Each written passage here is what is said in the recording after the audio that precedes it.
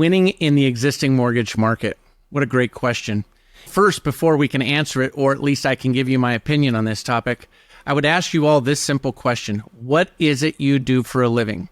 Some of you might say, I do mortgages. Some of you might say, I close loans. Some of you might say, I work with referral partners. All of these things are true. But I want to encourage you all to realize that what we actually do is help people. That's truly what we all do. So if we can come to that agreement and that conclusion, then what we have to agree to is then our biggest challenge is how do we put ourselves in front of more people to help?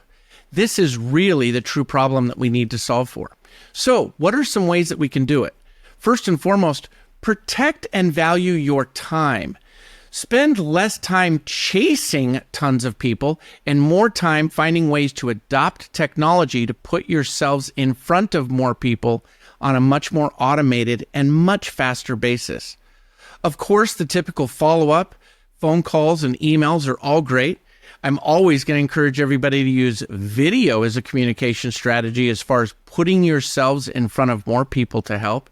And of course, the Figure Lead Portal inquiry tool may be by far the best tool you could use to quickly help more people understand what, if any, offers they have regarding accessing the equity of their home.